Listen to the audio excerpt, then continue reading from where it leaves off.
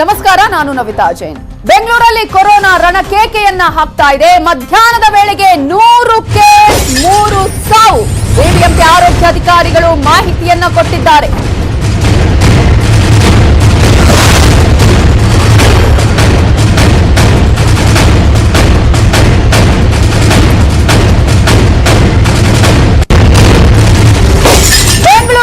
Corona ದಿನದಿಂದ ದಿನಕ್ಕೆ ರಣಕೇಕೆಯನ್ನ ಹಾಕ್ತಾ ಇದೆ, ತನ್ನ ಅಬ್ಬರವನ್ನ ತೋರಿಸ್ತಾ ಇದೆ. ಮಧ್ಯಾಹ್ನದ ವೇಳೆಗೆ 100 ಕೇಸ್ 3 ಸಾವಾಗಿದೆ.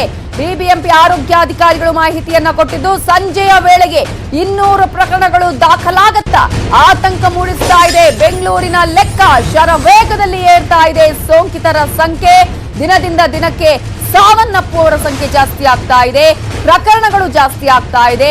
ಪ್ರತಿದಿನ ಕೂಡ 3 ಅಂಕಿಯನ್ನ ದಾಟ್ತಾ ಇದೆ ಈಗ ಈ ಒಂದು ಕೊರೋನಾ ಪಾಸಿಟಿವ್ ಸಂಖ್ಯೆ. ಹಾಗಾದ್ರೆ ಇವತ್ತು ಮಧ್ಯಾಹ್ನದ ವೇಳೆಗೆ 100 ಪ್ರಕರಣಗಳಾದ್ರೆ ಇನ್ನು ಸಂಜೆಯ ವೇಳೆಗೆ ಹೆಲ್ತ್ ಬುಲೆಟಿನ್ ಬರುವ ಸಂದರ್ಭದಲ್ಲಿ ಎಷ್ಟಾಗಬಹುದು? ಬಹಳ ಆತಂಕಕ್ಕೆ ಕಾರಣ ಆಗಿದೆ. ಬೆಂಗಳೂರಿನ ಲೆಕ್ಕ ದಿನದಿಂದ ದಿನಕ್ಕೆ ಪಾಸಿಟಿವ್ ಸಂಖ್ಯೆ ಜಾಸ್ತಿ ಆಗ್ತಾ ಇದೆ. 100ರ ಮೇಲೇನೆ ಇರೋದನ್ನ ನಾವು ಗಮನಿಸ್ತಾ ಇದ್ದೀವಿ. ರಾಜ್ಯದಲ್ಲಿ ಕೊರೋನಾ ರಣಕೇಕೆಯನ್ನ ಹಾಕ್ತಾ ಇದೆ. ರಾಜಧಾನಿಯಲ್ಲಿ ಲಾಕ್ಡೌನ್ ನ ಕೂಗು ಜೋರಾಗಿ ಕೇಳಿ ಬರ್ತಾ ಇದೆ. ಆದ್ರೆ ಮಿತಿ ಮೀರ್ತಾ ಇದೆ ಕೊರೋನಾ ಕೇಕೆ. ಒಂದ್ ಕಡೆ ಕೊರೋನಾ ತನ್ನ ಅಟ್ಟಹಾಸವನ್ನ ಈಗಾಗಲೇ ಜಾಸ್ತಿ ಮಾಡಿಕೊಳ್ತಾ ಇದ್ರೆ, ಇನ್ನೊಂದ್ ಕಡೆ ಲಾಕ್ಡೌನ್ ಬೇಕು ಅನ್ನುವಂತಹ ಕೂಗು ಈಗ ಕೇಳಿ ಬರ್ತಾ ಇದೆ. ಆಗ್ರಹ ಜಾಸ್ತಿ ಆಗ್ತಾ ಇದೆ. ಯಾಕಂದ್ರೆ ಮಿತಿ ಮೀರ್ತಾ ಇದೆ ಕೊರೋನಾ ಹಾವಳಿ. ಬೆಡ್ಗಳು ಸಾಲ್ತಾ ಇಲ್ಲ ಆಸ್ಪತ್ರೆಗಳಲ್ಲಿ. ಆಸ್ಪತ್ರೆಗಳಂತೂ ಅಧ್ವಾನ ಆಗಿ ಹೋಗ್ಬಿಟ್ಟಿದೆ. ಬೆಚ್ಚಿ ಬೀಳಿಸಿದೆ ಸಮುದಾಯ ಸೋಂಕಿನ ಆತಂಕ. ಸರ್ಕಾರಕ್ಕೆ ಹೆಚ್ಚಾಯಿತು ಕೊರೋನಾ ಟೆನ್ಷನ್. ಇನ್ನು ಬೆಂಗಳೂರಿನ 3 ಕೊರೋನಾ ಆಸ್ಪತ್ರೆಗಳು ಈಗ ಬಹುತೇಕ ಆಲ್ಮೋಸ್ಟ್ ಫುಲ್ ಆಗಿದೆ. ಮೊನ್ನೆಯಿಂದಲೂ ಕೇಳಿ ಬರ್ತಾ ಇದೆ ಈ ಮಾತು. ಬೌರಿಂಗ್ ಆಸ್ಪತ್ರೆ, ವಿಕ್ಟೋರಿಯಾ ಹಾಸ್ಪಿಟಲ್, ರಾಜೀವ್ ಗಾಂಧಿ ಆಸ್ಪತ್ರೆ ಕೂಡ ಈಗ ಫುಲ್ ಆಗಿದೆ. 3 ಆಸ್ಪತ್ರೆಗಳಲ್ಲಿ ಕೊರೋನಾ ಸೋಂಕಿತರಿಗೆ ಚಿಕಿತ್ಸೆಯನ್ನ ನೀಡಲಾಗ್ತಾ ಇತ್ತು. ಆದ್ರೆ ಇದೀಗ ಈ 3 ಆಸ್ಪತ್ರೆಗಳಿಗೆ ಹೋದ್ರೂ ಕೂಡ ಕೊರೋನಾ ಪೇಷಂಟ್ಗೆ ಚಿಕಿತ್ಸೆ ಸಿಗೋದು ಅನುಮಾನ. ಯಾಕಂದ್ರೆ ಆಲ್ರೆಡಿ ಎಲ್ಲಾ ಬೆಡ್ಗಳು ಫುಲ್ ಆಗಿದೆ. ಸೋಂಕಿತರು ಜಾಸ್ತಿ ಆಗ್ತಾ ಇದ್ದಾರೆ. ದಿನೇ ದಿನೇ ಏರಿಕೆ ಆಗ್ತಾ ಇದೆ ಕೊರೋನಾ ಮೀಟರ್. ಡಿಸ್ಚಾರ್ಜ್ ಆಗುವವರ ಸಂಖ್ಯೆ ಕಡಿಮೆ, ಸೋಂಕು ಸ್ಫೋಟ ಆಗ್ತಾ ಇದೆ. ಇದೇ ಕಾರಣಕ್ಕೆ ಬೆಂಗಳೂರಿನ 3 ಆಸ್ಪತ್ರೆಗಳು ಫುಲ್ ಆಗಿದೆ. ಸೋಂಕಿತರು ಹೆಚ್ಚಾದಷ್ಟು ಕೂಡ ಸೂಕ್ತ ಚಿಕಿತ್ಸೆ ಸಿಗೋದು ಕಷ್ಟ ಆಗ್ತಾ ಇದೆ. ಬೆಂಗಳೂರಿನ 3 ಹಾಸ್ಪಿಟಲ್ಗಳನ್ನ ಹೇಳಿದ್ವಿ. Rajiv Gandhi hospital, Bowring hospital, Victoria hospital. ಈ 3 ಹಾಸ್ಪಿಟಲ್ಗಳಲ್ಲಿ ಸೋಂಕಿತರ ಸಂಖ್ಯೆ ಈಗ ಜಾಸ್ತಿ ಆಗಿರುವ ಹಿನ್ನೆಲೆಯಲ್ಲಿ 3 ಹಾಸ್ಪಿಟಲ್ ಕೂಡ ಫುಲ್ ಆಗಿದೆ. ಹಾಗಾಗಿ ಈ 3 ಆಸ್ಪತ್ರೆಗಳಲ್ಲಿ ಚಿಕಿತ್ಸೆ ಸಿಗೋದು ಕಷ್ಟ. ಸೋಂಕಿತರು ಹೆಚ್ಚಾದಷ್ಟು ಸೂಕ್ತ ಚಿಕಿತ್ಸೆ ಬಹಳ ಕಷ್ಟ ಆಗತ್ತೆ. ಆಸ್ಪತ್ರೆಗಳು ಫುಲ್ ಆದ್ರೆ ಚಿಕಿತ್ಸೆ ಸಾಧ್ಯವೇ ಇಲ್ಲ. ಸರ್ಕಾರದ ನಿದ್ದೆಗೆಡಿಸಿದೆ ಸುನಾಮಿಯ ಸೋಂಕು. ಅದೇ ಕಾರಣಕ್ಕಾಗಿ ಈಗ ಸರ್ಕಾರ ಖಾಸಗಿ ಆಸ್ಪತ್ರೆಗಳ ಲಿಸ್ಟ್ ಅನ್ನು ಕೂಡ ರಿಲೀಸ್ ಮಾಡಿರೋದು. 3 ಆಸ್ಪತ್ರೆ ಸೇರಿದಂತೆ ಇರೋದೇ ಬರೀ 810 ಹಾಸಿಗೆ. ನಿನ್ನೆಯವರೆಗೂ ಸಕ್ರಿಯ ಸೋಂಕಿತರ ಸಂಖ್ಯೆಯೇ 1124. ಈಗಾಗಲೇ 314 ಹೆಚ್ಚುವರಿ ಸೋಂಕಿತರಿಗೆ ಚಿಕಿತ್ಸೆಯನ್ನು ಕೂಡ ನೀಡಲಾಗ್ತಾ ಇದೆ. ಒಂದು ಕಡೆ ಬೆಡ್ಗಳ ಸಂಖ್ಯೆ ಕಡಿಮೆ ಇದೆ, ಸೋಂಕಿತರ ಸಂಖ್ಯೆ ಜಾಸ್ತಿ ಆಗ್ತಾ ಇದೆ. 3 ಹಾಸ್ಪಿಟಲ್ಗಳು ಕೂಡ ನಾವು ನೋಡ್ತಾ ಇದ್ದೀವಿ. 3 ಹಾಸ್ಪಿಟಲ್ ಕೂಡ ಈಗಾಗಲೇ ಫುಲ್ ಆಗಿದೆ. 3 ಆಸ್ಪತ್ರೆ ಸೇರಿದಂತೆ ಇರೋದೇ ಬರೀ 810 ಹಾಸಿಗೆಗಳು. ಸಕ್ರಿಯವಾಗಿರುವ ಸೋಂಕಿತರ ಸಂಖ್ಯೆ 1124. ನೀವು ನೋಡ್ಲಿ, ಹೀಗಾಗಿ 314 ಹೆಚ್ಚುವರಿ ಸೋಂಕಿತರಿಗೆ ಚಿಕಿತ್ಸೆಯನ್ನ ನೀಡಲಾಗ್ತಾ ಇದೆ.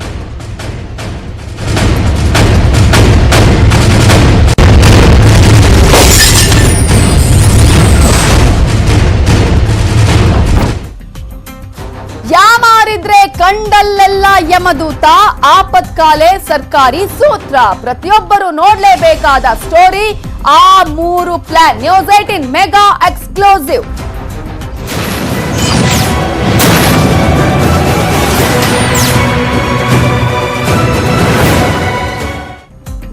ಹೊಸ ಸಿದ್ಧತೆಗಳೊಂದಿಗೆ ಅಖಾಡಕ್ಕೆ ಸರ್ಕಾರ ಈಗ ರೆಡಿ ಆಗ್ತಾ ಇದೆ. ಬೇರೆ ಬೇರೆ ಪ್ಲಾನ್ಗಳೊಂದಿಗೆ ಕೊರೋನಾ ನಿರ್ವಹಣೆ ಮಾಡೋದು ಹೇಗೆ? ಸರ್ಕಾರದ ಆ ಮೆಗಾ ಪ್ಲಾನ್ ಏನು ಗೊತ್ತಾ?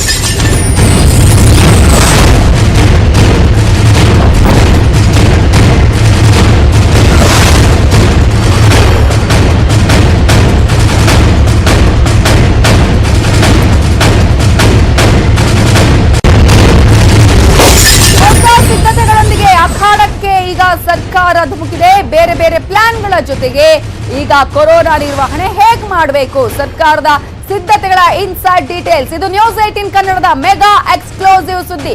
ಸರ್ಕಾರದ ಸಿದ್ಧತೆಗಳು ಏನೇನಾಗಿದೆ ಅನ್ನುವ ಇನ್ಸೈಡ್ ಡೀಟೇಲ್ಸ್ ಅನ್ನು ನಿಮ್ಮ ಮುಂದೆ ಇಡ್ತಾ ಇದೀವಿ. ಇವೆಲ್ಲವನ್ನ ಕೂಡ ಇದು ನೀವೆಲ್ಲರೂ ನೋಡ್ಲೇಬೇಕಾದಂತಹ ಸ್ಟೋರಿ ಇದು. ಹಾಗಾದ್ರೆ ಸರ್ಕಾರದ ಮೆಗಾ ಪ್ಲಾನ್ ಏನು?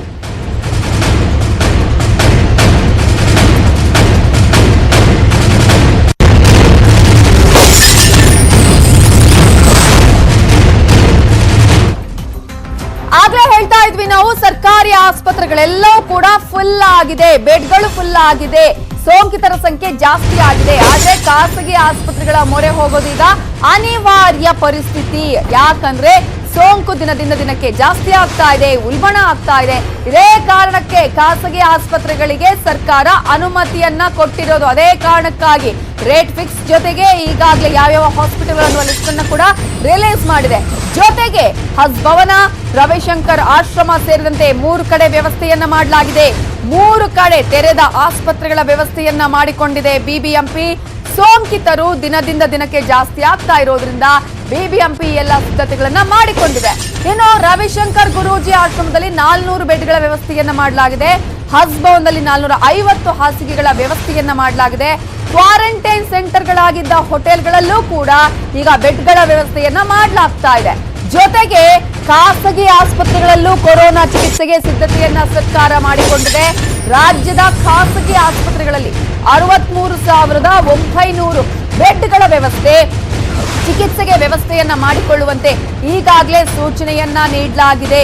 ಇನ್ನು 13 ಖಾಸಗಿ ಆಸ್ಪತ್ರೆಗಳಿಗೆ ರಾಜ್ಯ ಸರ್ಕಾರದಿಂದ ಸೂಚನೆ ಹೋಗಿರೋದು. ಆಸ್ಪತ್ರೆಯ ಒಂದೊಂದು ಬ್ರಾಂಚ್ ಅನ್ನ ಮೀಸಲಿಡಲು ಸೂಚನೆಯನ್ನ ಕೊಡಲಾಗಿದೆ. ಸರ್ಕಾರದ ಕಡೆಯಿಂದನೇ ಹೋಗ್ತಾ ಇರುವಂತಹ ಸೂಚನೆಗಳು. ಒಟ್ಟು 1300 ಹಾಸಿಗೆಗಳನ್ನ ಮೀಸಲಿಡಲು ಸರ್ಕಾರ ಆಲ್ರೆಡಿ ಸೂಚನೆಯನ್ನ ಕೊಟ್ಟಿದೆ. ಚಿಕಿತ್ಸೆಗೆ ವ್ಯವಸ್ಥೆಯನ್ನ ಮಾಡ್ಕೊಳ್ಳಿ ಅಂತ ಹೇಳಿ ಈಗಾಗಲೇ ಸೂಚನೆಯನ್ನ ರವಾನೆ ಮಾಡಲಾಗಿದೆ.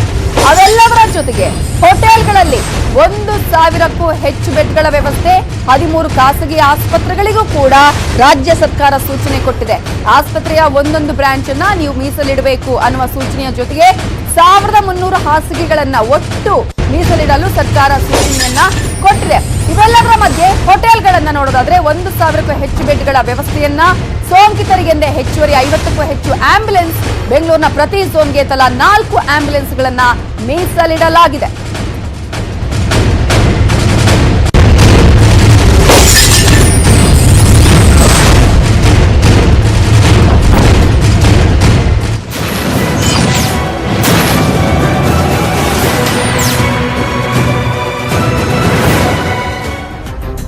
ದಿನದಿಂದ ದಿನಕ್ಕೆ ಸೋಂಕು ಜಾಸ್ತಿ ಆಗ್ತಾ ಇರುವಂತಹ ಹಿನ್ನೆಲೆಯಲ್ಲಿ ಹಾಗಾದ್ರೆ ಸರ್ಕಾರ ಏನು ಸಿದ್ಧತೆಗಳನ್ನ ಮಾಡಿಕೊಂಡಿದೆ, ಸರ್ಕಾರ ಯಾವ ರೀತಿಯಾಗಿ ಇದನ್ನ ನಿರ್ವಹಣೆ ಮಾಡೋದಕ್ಕೆ ಪ್ಲಾನ್ ಅನ್ನ ಮಾಡಿಕೊಂಡಿದೆ, ಸರ್ಕಾರದ ಆ ಮೆಗಾ ಪ್ಲಾನ್ ಏನು, ಯಾವ ರೀತಿಯಾಗಿ ಕೋವಿಡ್ ನಿರ್ವಹಣೆಗೆ ಸರ್ಕಾರ ಎಲ್ಲಾ ರೀತಿಯಲ್ಲೂ ಸಿದ್ಧತೆಗಳನ್ನ ಮಾಡುವ ನಿಟ್ಟಿನಲ್ಲಿ ಪ್ರಯತ್ನಗಳನ್ನ ಮಾಡ್ತಾ ಇದೆ.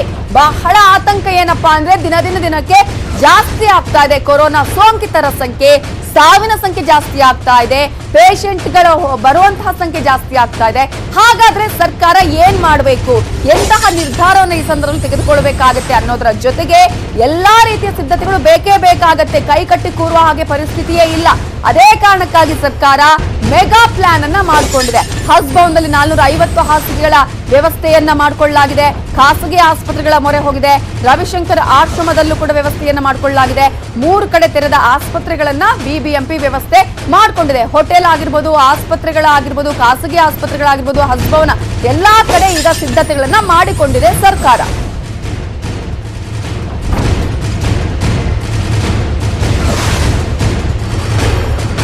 ಇವೆಲ್ಲದರ ಬಗ್ಗೆ ಡೀಟೇಲ್ಸ್ ಕೊಡೋದಕ್ಕೆ ನಮ್ಮ ರಿಪೋರ್ಟರ್ ಥಾಮಸ್ ಪುಷ್ಪರಾಜ್ ಈಗ ನೇರ ಸಂಪರ್ಕದಲ್ಲಿದ್ದಾರೆ. ಥಾಮಸ್, ಒಂದ್ ಕಡೆ ಸೋಂಕಿತರ ಸಂಖ್ಯೆ ಜಾಸ್ತಿ ಆಗ್ತಾ ಇದೆ, ಪ್ರತಿ ದಿನವೇ ನಾವು ನೋಡ್ತಾ ಇದೀವಲ್ಲ, 3 ಅಂಕಿಯನ್ನ ದಾಟ್ತಾ ಇರೋದನ್ನ ನಾವು ನೋಡ್ತಾ ಇದೀವಿ. ಈ ಒಂದು ಬೆಂಗಳೂರಿನ ಲೆಕ್ಕವನ್ನ ನೋಡೋದಾದ್ರೆ, ಹಾಗಾಗಿ ಈಗ ಎಲ್ಲಾ ಹಾಸ್ಪಿಟಲ್ ಕೂಡ ಫುಲ್ ಆಗಿದೆ. ಆಸ್ಪತ್ರೆಗಳಲ್ಲಿ ಬೆಡ್ ಇಲ್ಲ, ಸೋಂಕಿತರ ಬಂದಂತ ಸಂದರ್ಭದಲ್ಲಿ ಅವರಿಗೆ ಚಿಕಿತ್ಸೆ ಕೊಡೋದಕ್ಕೆ ವ್ಯವಸ್ಥೆ ಇಲ್ಲ ಅಂತ ಸಂದರ್ಭದಲ್ಲಿ ಈಗ ಯಾವ ರೀತಿಯ ವ್ಯವಸ್ಥೆಯನ್ನ ಮಾಡಿಕೊಳ್ಳಲಾಗಿದೆ, ಕಂಪ್ಲೀಟ್ ಆಗಿ ಸರ್ಕಾರ ಸಿದ್ಧ ಇದೆಯಾ, ಹೇಗೆ?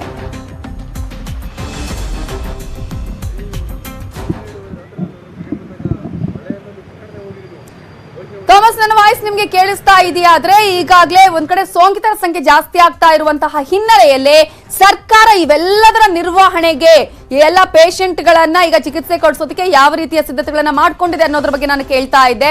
ಸೊ ಒಂದ್ ಕಡೆ ಈಗಾಗಲೇ ನಾವು ನೋಡಬಹುದು ಸರ್ಕಾರ ಕೂಡ ಈಗ ಎಲ್ಲಾ ಮುನ್ನೆಚ್ಚರಿಕೆ ಕ್ರಮಗಳನ್ನ ತೆಗೆದುಕೊಳ್ಳೇಬೇಕಾಗುತ್ತೆ. ಕೈಕಟ್ಟಿ ಕೂರುವ ಪರಿಸ್ಥಿತಿ ಇಲ್ಲ ಈಗ.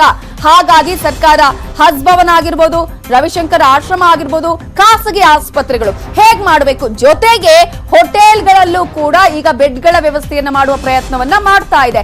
ಅದೇ ಕಾರಣಕ್ಕಾಗಿ ಖಾಸಗಿ ಆಸ್ಪತ್ರೆಗಳಲ್ಲಿ ಈಗಾಗಲೇ ಒಂದು ರೀತಿಯ ಸಿದ್ಧತೆಗಳನ್ನ ಮಾಡ್ಕೊಳ್ಳೋದಕ್ಕೆ ಈಗಾಗಲೇ ಹೇಳಿದೆ. ಜೊತೆಗೆ ಖಾಸಗಿ ಆಸ್ಪತ್ರೆಗೆ ಆಲ್ರೆಡಿ ನೋಟಿಫಿಕೇಶನ್ ಅಧಿಸೂಚನೆಯನ್ನ ಕೂಡ ಹೊರಡಿಸಲಾಗಿದೆ. ಕೋವಿಡ್ ಪೇಷಂಟ್ಗೆ ಚಿಕಿತ್ಸೆಯನ್ನ ಕೊಡಬೇಕು ಅನ್ನುವಂತಹ ನಿಟ್ಟಿನಲ್ಲಿ. ಇನ್ನು ಹಸ್ಭವನದಲ್ಲೂ ಕೂಡ ಸಿದ್ಧತೆಗಳನ್ನ ಮಾಡಿಕೊಳ್ಳಲಾಗಿದೆ. ಚಿಕಿತ್ಸೆಯನ್ನ ನೀಡುವಂತಹ ನಿಟ್ಟಿನಲ್ಲಿ ಅಲ್ಲೂ ಕೂಡ ಪ್ರಯತ್ನಗಳನ್ನ ಮಾಡಿಕೊಂಡಿದೆ ಬಿಬಿಎಂಪಿ. ಜೊತೆಗೆ ಆಶ್ರಮದಲ್ಲೂ, ರವಿಶಂಕರ್ ಆಶ್ರಮದಲ್ಲೂ ಕೂಡ ಈ ಎಲ್ಲಾ ಸಿದ್ಧತೆಗಳನ್ನ ಮಾಡಿಕೊಳ್ಳಲಾಗಿದೆ. ಹಾಗಾದ್ರೆ ಯಾವ ರೀತಿಯ ಸಿದ್ಧತೆ, ಸರ್ಕಾರ ಹೇಗ್ ರೆಡಿ ಆಗಿದೆ ಅನ್ನೋದ್ರ ಬಗ್ಗೆ ಡೀಟೇಲ್ಸ್ ಅನ್ನ ಕೊಡೋದಕ್ಕೆ ರಿಪೋರ್ಟರ್ ಥಾಮಸ್ ಪುಷ್ಪರಾಜ್ ನೇರ ಸಂಪರ್ಕದಲ್ಲಿದ್ದಾರೆ. ಥಾಮಸ್, ಈಗಾಗಲೇ ಸೋಂಕಿತರ ಸಂಖ್ಯೆ ಜಾಸ್ತಿ ಆಗ್ತಾ ಇರುವಂತಹ ಹಿನ್ನೆಲೆಯಲ್ಲಿ ಸರ್ಕಾರ ಕ್ರಮಗಳನ್ನು ಕೈಗೊಳ್ಳಲೇಬೇಕು, ವ್ಯವಸ್ಥೆಯನ್ನ ಮಾಡಲೇಬೇಕು. ಸರ್ಕಾರ ಸಂಪೂರ್ಣವಾಗಿ ಸಿದ್ಧವಾಗಿದೆಯಾ ಹಾಗಿದ್ದ ನಿರ್ವಹಣೆಗೆ?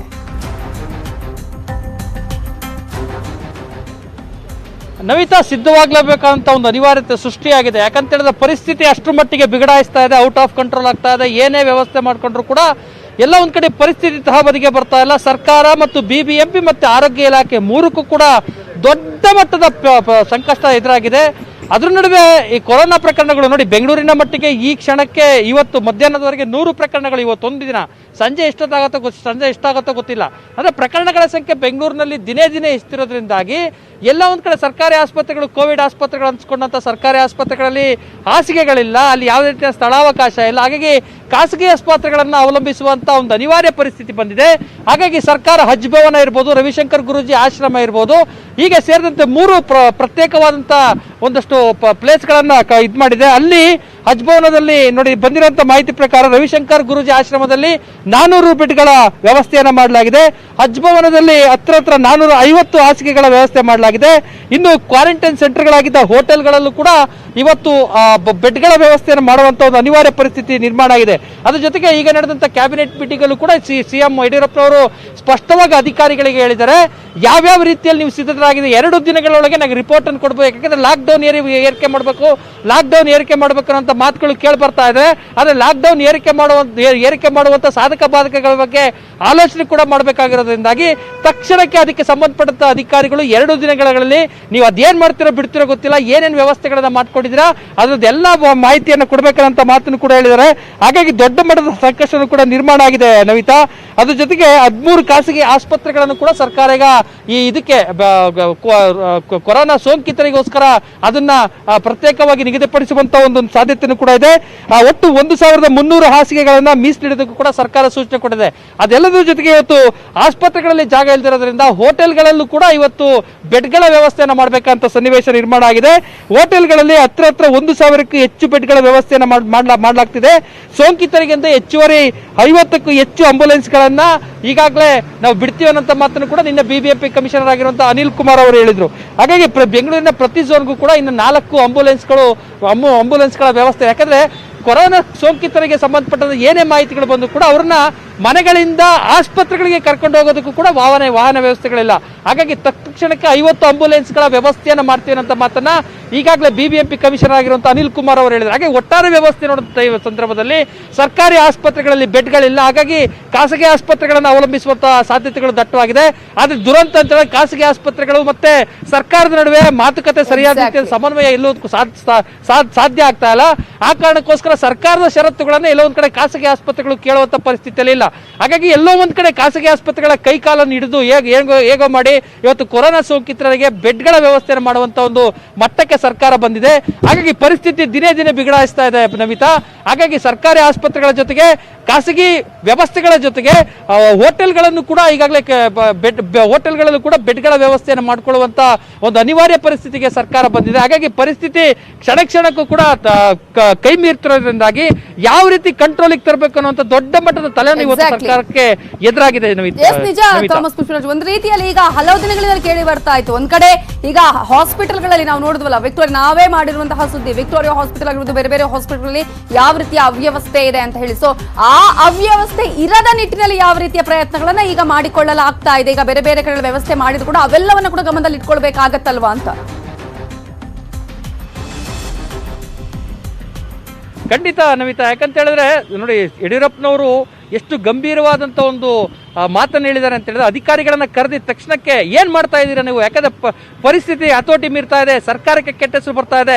ಯಾಕಂದ್ರೆ ಸಾರ್ವಜನಿಕವಾಗಿ ಇವತ್ತೊಂದು ಮೆಸೇಜ್ ಪಾಸ್ ಆಗೋಗ್ಬಿಟ್ಟಿದೆ ನವಿತಾ. ಯಾಕಂದ್ರೆ ಸರ್ಕಾರ ಎಲ್ಲೋ ಒಂದ್ ಕಡೆ ಕೊರೋನಾ ಪರಿಸ್ಥಿತಿಯನ್ನ ನಿಯಂತ್ರಣ ಮಾಡೋದ್ರೊಳಗೆ ಸಂಪೂರ್ಣ ವಿಫಲವಾಗಿದೆ ಅನ್ನೋಂಥ ಒಂದು ಆರೋಪ ಬರ್ತಿರೋದ್ರಿಂದಾಗಿ ಬಹುಶಃ ಬೇರೆ ಬೇರೆ ರೀತಿಗಳಲ್ಲೂ ಕೂಡ ಸರ್ಕಾರದ ಮೇಲೆ ಪ್ರೆಷರ್ ಕ್ರಿಯೇಟ್ ಆಗ್ತಿರ್ಬೋದು. ಒಂದ್ ಕಡೆ ಹೆಸರು ಕೂಡ ಹಾಳಾಗುವಂತ ಸಾಧ್ಯತೆಗಳು ಇರೋದ್ರಿಂದಾಗಿ ಯಾವುದೇ ರಿಸ್ಕ್ ಅನ್ನು ತೆಗೆದುಕೊಳ್ಳೋದಕ್ಕೂ ಕೂಡ ಯಡಿಯೂರಪ್ಪನವರು ರೆಡಿ ಆಗಿಲ್ಲ. ಹಾಗಾಗಿ 2 ದಿನ ಟೈಮ್ ಕೊಡ್ತೀನಿ, 2 ದಿನದೊಳಗಡೆ ನೀವು ಏನೇನು ಬೆಡ್ಗಳ ವ್ಯವಸ್ಥೆಯನ್ನ ಮಾಡಿದ್ರಿ, ಯಾವ್ಯಾವ ರೀತಿಯಂತ ಕೊರೋನಾ ಸೋಂಕಿತರಿಗೆ ಬೆಡ್ಗಳ ಆಸ್ಪತ್ರೆಗಳ ವ್ಯವಸ್ಥೆಯನ್ನ ಮಾಡಿದ್ರಿ, ಅದ್ರ ಜೊತೆಗೆ ಅವ್ರಿಗೆ ಕ್ವಾರಂಟೈನ್ಗೆ ಅದಕ್ಕೆ ಪ್ರಾಥಮಿಕ ಮತ್ತು ದ್ವಿತೀಯ ಸೋಂಕಿತರು ಏನಾದ್ರು ಇದ್ರೆ ಅವರಿಗೆ ಕ್ವಾರಂಟೈನ್ ಇದು ಮಾಡೋದಕ್ಕೆ ಯಾವ್ಯಾವ ರೀತಿಯಂತ ವ್ಯವಸ್ಥೆಗಳನ್ನ ಮಾಡಿದ್ರಿ, ಒಂದೇ ಒಂದು ಸಣ್ಣ ಮಿಸ್ಟೇಕ್ಗೂ ಕೂಡ ಅವಕಾಶ ಕೊಡೋ ರೀತಿಯಲ್ಲಿ ನೀವು ಏನೇನೆಲ್ಲ ಮಾಡಿದ್ರಿ ಅದು ಸಂಪೂರ್ಣ ರಿಪೋರ್ಟ್ ಅನ್ನ ನಮಗೆ ಕೊಡಬೇಕು ಅನ್ನೋ ಮಾತನ್ನು ಕೂಡ ಹೇಳ್ತಾ ಇದ್ದಾರೆ. ಹಾಗಾಗಿ ಎಲ್ಲೋ ಒಂದ್ ಕಡೆ ಬಹಳಷ್ಟು ಕಡೆಗಳನ್ನು ಕೂಡ ಲಾಕ್ಡೌನ್ ಆಗ್ಬೇಕು ಅನ್ನೋಂತ ಮಾತುಗಳು ಕೇಳಿ ಬರ್ತದೆ. ಆದ್ರೆ ಲಾಕ್ಡೌನ್ ಅನ್ನ ಮಾಡುವಂತ ಮಟ್ಟದಲ್ಲಿ ಇವತ್ತು ಸರ್ಕಾರ ಇಲ್ಲ ಅನ್ನೋಂತ ಮಾತನ್ನ ಬಿಬಿಎಂಪಿ ಕಮಿಷನರ್ ಆಗಿರುವಂತಹ ಅನಿಲ್ ಕುಮಾರ್ ಅವರು ಈಗಾಗಲೇ ಸ್ಪಷ್ಟಪಡಿಸಿದ್ದಾರೆ. ಹಾಗಾಗಿ ಸರ್ಕಾರದ ಮುಂದೆ ದೊಡ್ಡ ಮಟ್ಟದ ಸವಾಲಿದೆ ಇವತ್ತು ಕೊರೋನಾ ಪರಿಸ್ಥಿತಿಯನ್ನು ಯಾವ ರೀತಿ ನಿಯಂತ್ರಣ ಮಾಡೋದು ಅನ್ನೋಂಥದ್ದು. ಹಾಗಾಗಿ ಯಾವುದೇ ರಿಸ್ಕ್ ಅನ್ನು ತೆಗೆದುಕೊಳ್ಳಕ್ಕೆ ಸಿದ್ಧವಿರುವಂತಹ ರಾಜ್ಯ ಸರ್ಕಾರ ಮತ್ತೆ ಸಿಎಂ ಯಡಿಯೂರಪ್ಪನವರು ಅಧಿಕಾರಿಗಳಿಗೆ ಕಟ್ಟಪ್ಪಣೆ ಮಾಡಿದರೆ 2 ದಿನದೊಳಗೆ ನೀವು ವರದಿಯನ್ನು ಕೊಡಬೇಕು. 2 ದಿನಗಳಿಗಿಂತ ಮುಂಚೆ ನಿಮಗೆ ವರದಿ ಸಿದ್ಧ ಆಯ್ತು ಅಂತ ಹೇಳಿದ್ರೆ ಆ ವರದಿಯನ್ನು ಕೊಡಬೇಕು. ಆ ಒಂದು ವರದಿ ಯಾವ ರೀತಿ ಇರಬೇಕು ಅಂತ ಹೇಳಿದ್ರೆ ಪರಿಸ್ಥಿತಿಯನ್ನ ನಿಯಂತ್ರಿಸೋದಕ್ಕೆ ಪೂರಕವಾದಂತಹ ವ್ಯವಸ್ಥೆಗಳ ಅಂಕಿಅಂಶಗಳ ಒಂದು ಇದನ್ನು ಕೊಡಬೇಕು. ಅದನ್ನು ಹೊರತುಪಡಿಸಿ ನೆವಗಳನ್ನು ಹೇಳುವಂಥದ್ದು, ಕಾರಣಗಳನ್ನು ಹೇಳುವಂಥದ್ದು, ಸಬೂಬುಗಳನ್ನು ಹೇಳುವಂಥದ್ದು ಯಾವುದು ಕೂಡ ನಾನು ಒಪ್ಪೋದಿಲ್ಲ. ನೀವು ಕೊಡುವಂತ ವರದಿ ನಾವು ಏನು ಇವತ್ತು ಸಮರೋಪಾದಿಯಲ್ಲಿ ಕೊರೋನಾವನ್ನ ಎದುರಿಸುವಂತ ಪರಿಸ್ಥಿತಿ ಇವತ್ತು ನಿರ್ಮಾಣ ಆಗಿದೆ. ಆ ಒಂದು ಕೊರೋನಾವನ್ನ ಎದುರಿಸೋದಕ್ಕೆ ನಮಗೆ ಬೇಕಾದಂತ ಎಲ್ಲಾ ರೀತಿಯಲ್ಲೂ ಕೂಡ ಪೂರಕವಾಗಿರುವಂತಹ ಒಂದು ವ್ಯವಸ್ಥೆಗಳ ರಿಪೋರ್ಟ್ ಅನ್ನು ನೀವು ಕೊಡಬೇಕು ಅನ್ನೋಂಥ ಕಟ್ಟಪ್ಪಣೆಯನ್ನು ಕೂಡ ಯಡಿಯೂರಪ್ಪನವರು ಮಾಡಿದ್ದಾರೆ. ಹಾಗಾಗಿ ಅಧಿಕಾರಿಗಳು ಬಹುಶಃ ಎಚ್ಚೆತ್ತುಕೊಂಡು ಅದಕ್ಕೆ ಪೂರಕವಾದಂತ ಒಂದು ಏನೇನು ವ್ಯವಸ್ಥೆಗಳಿಗೆ ಸಂಬಂಧಪಟ್ಟಂತ ವರದಿಯನ್ನು ಕೊಡುವಂತ ಸಾಧ್ಯತೆಗಳು ಹೆಚ್ಚಾಗಿದೆ Navitha. Okay, thank you Thomas. ಡೀಟೇಲ್ಸ್ಗೆ ಇನ್ನಷ್ಟು ಸುದ್ದಿ ನೋಡೋಣ ಚಿಕ್ಕ ಬ್ರೇಕ್ ಆದ್ಮೇಲೆ. ರಾಜಧಾನಿಯಲ್ಲಿ ಕೊರೋನಾ ಕೇಕೆಯನ್ನ ಹಾಕ್ತಾ ಇದೆ. ಸಿಎಂ ಈಗ ಸರಣಿ ಸಭೆಗಳನ್ನ ಮಾಡ್ತಾ ಇದ್ದಾರೆ. SSLC ಪರೀಕ್ಷೆ ಒಂದ್ ಕಡೆ ಆದ್ರೆ ಬೆಡ್ಗಳ ಕೊರತೆ ಇನ್ನೊಂದು ಕಡೆ. ಈ ಕಾರಣಕ್ಕೆ ಸದ್ಯಕ್ಕೆ ಲಾಕ್ಡೌನ್ ಬಗ್ಗೆ ಯಾವುದೇ ಕಾರಣಕ್ಕೂ ಸರ್ಕಾರ ಮಾತನಾಡ್ತಾ ಇಲ್ವಾ, ಇದರ ಬಗ್ಗೆ ಲಾಕ್ಡೌನ್ ವಿಚಾರದ ಬಗ್ಗೆ ಏನೂ ಒಂದು ರೀತಿಯ ರಿಯಾಕ್ಷನ್ ಅನ್ನ ನೀಡ್ತಾ ಇಲ್ಲ ಸರ್ಕಾರ. ಸಿಎಂ ಸರಣಿ ಸಭೆಗಳ ಮೇಲೆ ಸಭೆಯನ್ನ ಮಾಡ್ತಾ ಇದ್ದಾರೆ. ಆದ್ರೆ ಸಾಕಷ್ಟು ಸಮಸ್ಯೆಗಳು ಕೂಡ ಇದೆ. ಕೊರೋನಾ ದಿನಕ್ಕೆ ಜಾಸ್ತಿ ಆಗ್ತಾ ಇದೆ. ಜುಲೈ 5ಕ್ಕೆ SSLC ಎಕ್ಸಾಮ್ ಮುಗಿದ ಮೇಲೆ ಲಾಕ್ಡೌನ್ ಪ್ಲಾನ್ ಮಾಡಲಾಗತ್ತಾ? ಅಷ್ಟರೊಳಗೆ ಖಾಸಗಿ ಆಸ್ಪತ್ರೆಗಳಲ್ಲಿ ಬೆಡ್ಗಳೂ ರೆಡಿ ಆಗತ್ತೆ. ಇದೇ ಕಾರಣಕ್ಕಾಗಿ ಸಭೆ ನಡೆಸಿ ಸೂಚನೆ ಕೊಟ್ಟಿದ್ದಾರಂತೆ ಸಿಎಂ BS ಯಡಿಯೂರಪ್ಪ ಅವರು. 15 ದಿನದ ಪ್ಲಾನ್ ಅನ್ನ ಮಾಡೋದಕ್ಕೆ ಯಡಿಯೂರಪ್ಪ ಸೂಚನೆಯನ್ನ ಕೊಟ್ಟಿದ್ದಾರೆ. 2-3 ದಿನದಲ್ಲಿ ಪ್ಲಾನ್ ಅನ್ನ ರೆಡಿ ಮಾಡಲು ಅಧಿಕಾರಿಗಳಿಗೆ ಸೂಚನೆಯನ್ನ ನೀಡಿದ್ದಾರೆ. ನ್ಯೂಸ್ 18 ಕನ್ನಡದಲ್ಲಿ ಸಿಎಂ ಸೂಚನೆಯ ಎಕ್ಸ್ಕ್ಲೂಸಿವ್ ಮಾಹಿತಿ.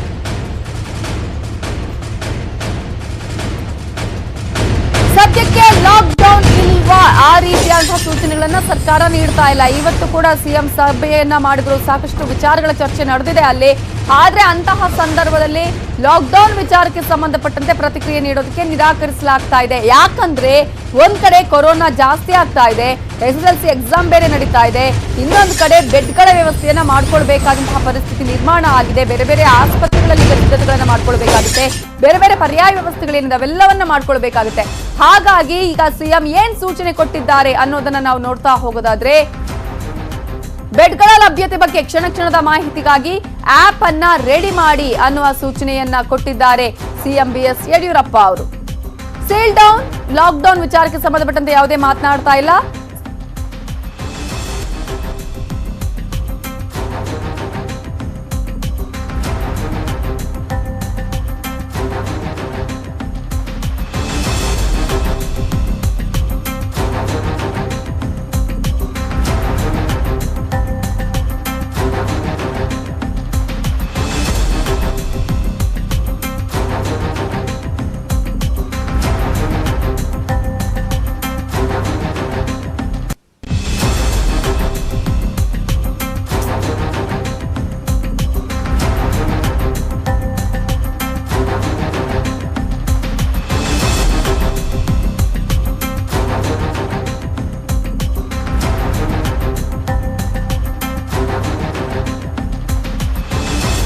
ಬೆಡ್ಗಳನ್ನ ಮುಂದಿನ 15 ದಿನಕ್ಕೆ ಆಗುವಂತೆ ರೆಡಿ ಮಾಡಿ ಅಂತ ಹೇಳಿ ಆಲ್ರೆಡಿ ಸಿಎಂ ಸೂಚನೆ ಕೊಟ್ಟಿದ್ದಾರೆ. ಬೆಡ್ಗಳ ಲಭ್ಯತೆಯ ಬಗ್ಗೆ ಕ್ಷಣದ ಮಾಹಿತಿಯನ್ನು ಕೊಡಬೇಕು. ಸೀಲ್ ಡೌನ್, ಲಾಕ್ ಡೌನ್ ಎಲ್ಲದಕ್ಕೂ ತಯಾರಾಗಿರಿ.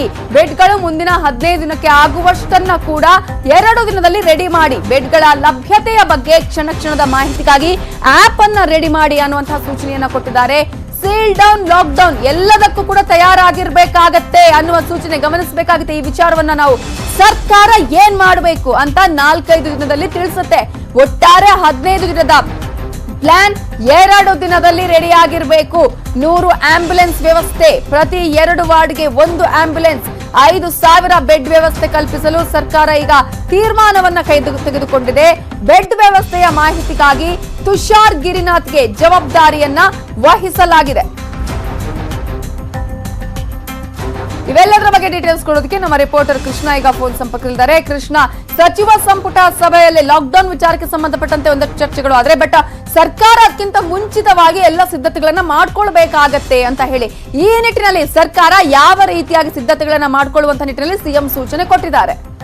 ನಮಿತಾ, ಸಚಿವ ಸಂಪುಟ ಸಭೆಯಲ್ಲಿ ಲಾಕ್ಡೌನ್ ಬೇಕಾ ಬೇಡ ಅನ್ನೋದ್ರ ಬಗ್ಗೆ ಚರ್ಚೆ ಆಯ್ತು. ಆದ್ರೆ ಬಹುತೇಕ ಸಚಿವರು ಲಾಕ್ಡೌನ್ ಮಾಡ್ಬೇಕು ಅನ್ನೋದ್ರ ಬಗ್ಗೆ ಒಪಿನಿಯನ್ ಮಾಡಿದ್ರೆ, ಕೆಲ ಸಚಿವರುಗಳು ಬೇಡ ಅನ್ನೋ ಮಾತನ್ನ ಹೇಳಿದ್ರು. ಅದಕ್ಕೆ ಮುಖ್ಯಮಂತ್ರಿ ಬಿ ಎಸ್ ಯಡಿಯೂರಪ್ಪನವರು ಅಂತಿಮವಾಗಿ ಅಧಿಕಾರಿಗಳ ಜೊತೆಗೆ ಚರ್ಚೆಯನ್ನ ಮಾಡಿದ್ರು. ಪ್ರಮುಖವಾಗಿ ಬೆಂಗಳೂರಿಗೆ ಸಂಬಂಧಪಟ್ಟಂತೆ ಕೋವಿಡ್ ತಡೆ ಸಂಬಂಧಪಟ್ಟಂತೆ ಚರ್ಚೆಯನ್ನ ಮಾಡಿದ್ರು. ಚರ್ಚೆ ಸಂದರ್ಭದಲ್ಲಿ ಅಧಿಕಾರಿಗಳಿಂದ ಮಾಹಿತಿಯನ್ನ ಪಡ್ಕೊಂಡ್ರು.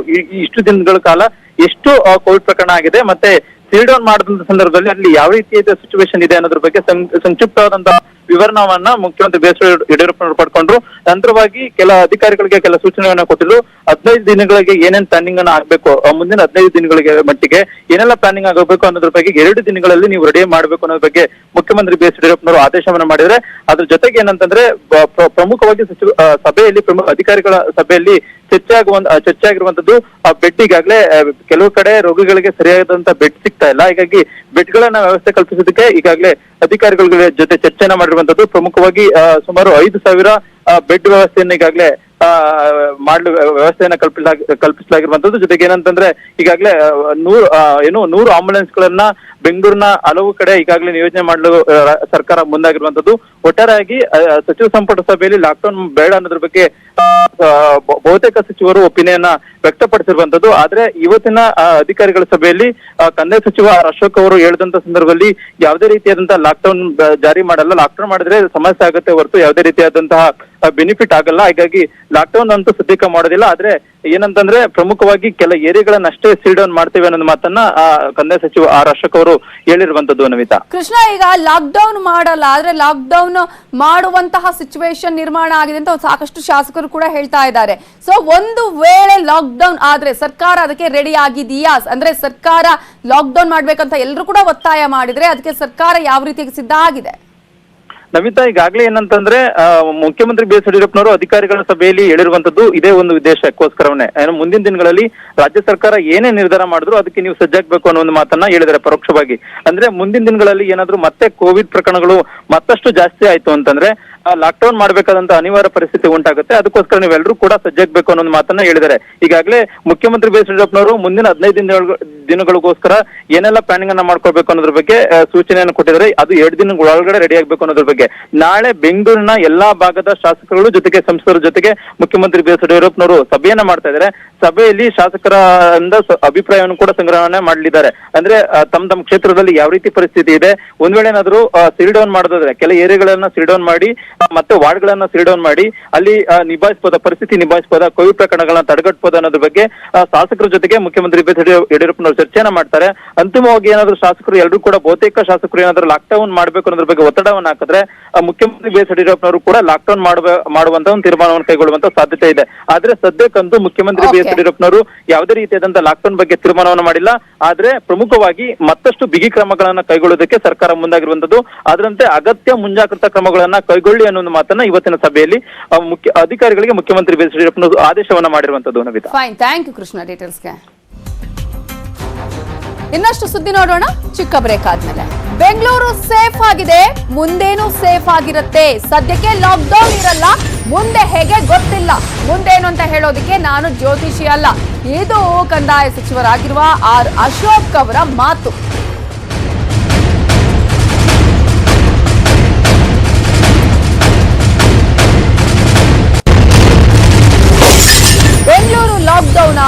Seal down.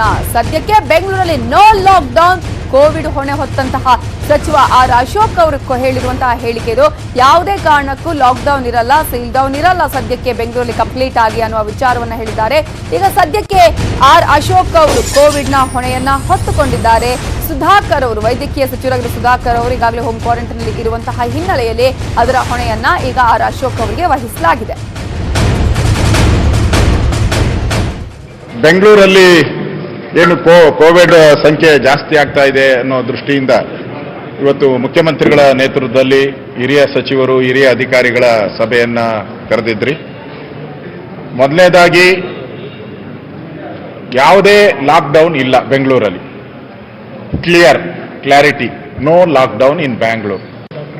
ಬೆಂಗಳೂರಲ್ಲಿ ಏನು ಕೋವಿಡ್ ಸಂಖ್ಯೆ ಜಾಸ್ತಿ ಆಗ್ತಾ ಇದೆ ಅನ್ನೋ ದೃಷ್ಟಿಯಿಂದ ಇವತ್ತು ಮುಖ್ಯಮಂತ್ರಿಗಳ ನೇತೃತ್ವದಲ್ಲಿ ಹಿರಿಯ ಸಚಿವರು, ಹಿರಿಯ ಅಧಿಕಾರಿಗಳ ಸಭೆಯನ್ನ ಕರೆದಿದ್ರಿ. ಮೊದಲನೇದಾಗಿ ಯಾವುದೇ ಲಾಕ್ಡೌನ್ ಇಲ್ಲ ಬೆಂಗಳೂರಲ್ಲಿ. ಕ್ಲಾರಿಟಿ, ನೋ ಲಾಕ್ಡೌನ್ ಇನ್ ಬ್ಯಾಂಗ್ಳೂರ್. ಬೆಂಗಳೂರಲ್ಲಿ ಏನು ಕೋವಿಡ್ ಸಂಖ್ಯೆ ಜಾಸ್ತಿ ಆಗ್ತಾ ಇದೆ ಅನ್ನೋ ದೃಷ್ಟಿಯಿಂದ ಇವತ್ತು ಮುಖ್ಯಮಂತ್ರಿಗಳ ನೇತೃತ್ವದಲ್ಲಿ ಹಿರಿಯ ಸಚಿವರು. ಸುಧಾಕರ್ ಅವರ ಕುಟುಂಬಸ್ಥರಿಗೆ ಆಲ್ರೆಡಿ ಕೊರೋನಾ ಸೋಂಕಿರುವಂತಹ ಹಿನ್ನೆಲೆಯಲ್ಲಿ ಸಚಿವರು ಕೂಡ ಕ್ವಾರಂಟೈನ್ ನಲ್ಲಿರುವಂತಹ ಕಾರಣಕ್ಕಾಗಿ ಸಚಿವ ಸುಧಾಕರ್ ಅವರ ಬದಲಿಗೆ ಆರ್ ಅಶೋಕ್ಗೆ ಕೊರೋನಾ ಹೊಣೆಯನ್ನ ವಹಿಸಲಾಗಿದೆ. ಆರ್ ಅಶೋಕ್ ಕೋವಿಡ್ ಇನ್ಚಾರ್ಜ್ ಕೊಟ್ಟಿದ್ದಾರೆ. ಈಗ ಆರ್ ಅಶೋಕ್ ಅವರಿಗೆ ಸಿಎಂ ಬಿಎಸ್ ಯಡಿಯೂರಪ್ಪ ಅವರು ಅಶೋಕ್ಗೆ ಕೊರೋನಾ ಹೊಣೆಯನ್ನ ಈಗ ವಹಿಸಲಾಗಿದೆ. ಆದ್ರೆ ಈಗಾಗಲೇ ಸ್ಪಷ್ಟನೆಯನ್ನ ಕೊಟ್ಟಿದ್ದಾರೆ ಆರ್ ಅಶೋಕ್ ಅವರು.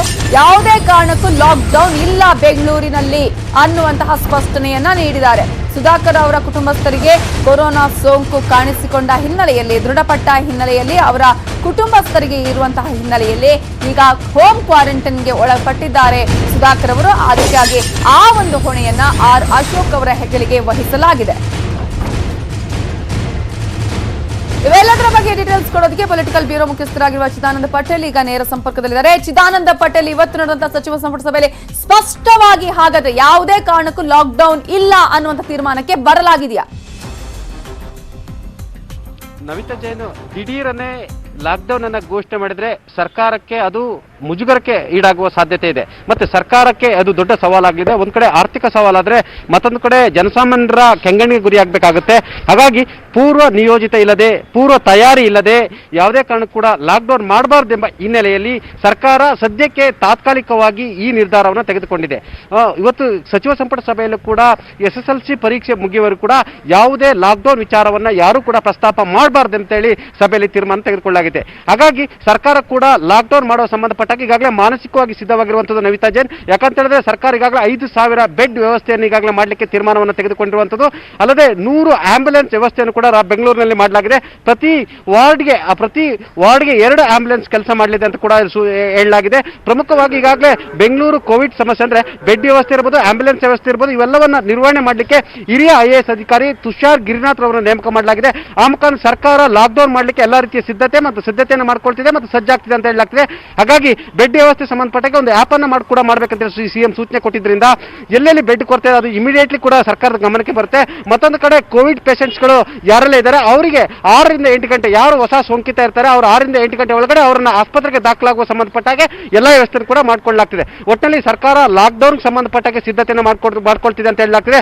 ಒಂದು ವೇಳೆ ಅದೃಷ್ಟವಶಾತ್ ಸರ್ಕಾರಕ್ಕೆ ಇರೋದು SSLC ಪರೀಕ್ಷೆ ಒಳಗಡೆ ಬೆಂಗಳೂರಿನಲ್ಲಿ ಕೋವಿಡ್ ಸಂಖ್ಯೆ ಇಳಿಮುಖ ಆದ್ರೆ, ಅಂದ್ರೆ ಸೋಂಕಿತರ ಸಂಖ್ಯೆ ಇಳಿಮುಖವಾದ್ರೆ ಲಾಕ್ಡೌನ್ ಏನು ತೀರ್ಮಾನವನ್ನ ಕೈ ಬಿಡಲಾಗುತ್ತೆ ಅಂತ ಹೇಳಲಾಗ್ತಿದೆ. ದಿನೇ ದಿನೇ ಕೋವಿಡ್ ಸೋಂಕಿತರ ಸಂಖ್ಯೆ ಹೆಚ್ಚಾದ್ರೆ ಲಾಕ್ಡೌನ್ ಖಚಿತ ಅಂತ ಹೇಳಲಾಗ್ತಿದೆ. ಈ ಎಲ್ಲ ಕಾರಣಕ್ಕಾಗಿ ನಾಳೆ ಕೂಡ ಸರ್ವಪಕ್ಷ ಸಭೆಯಲ್ಲಿ ಕೂಡ ಈ ಬಗ್ಗೆ ಏನು ತೀರ್ಮಾನವನ್ನು ತೆಗೆದುಕೊಳ್ಳೋ ಸಾಧ್ಯತೆ ಇದೆ. ಯಾಕಂತ ಹೇಳಿದ್ರೆ ಒಂದು ವೇಳೆ ಸರ್ಕಾರ ಏಕಾಏಕಿ ನಿರ್ಧಾರವನ್ನು ತೆಗೆದುಕೊಂಡ್ರೆ ವಿಪಕ್ಷಗಳ ಕೆಂಗಣಿಗೆ ಕೂಡ ಗುರಿಯಾಗಬೇಕಾಗುತ್ತೆ. ಹಾಗಾಗಿ ವಿಪಕ್ಷಗಳ ಒಪಿನಿಯನ್ ಕೂಡ ನಾಳಿನ ಸರ್ವಪಕ್ಷ ಸಭೆಯಲ್ಲಿ ತೆಗೆದುಕೊಳ್ಳಲಾಗ್ತದೆ ಅಂತ ಹೇಳಲಾಗ್ತಿದೆ.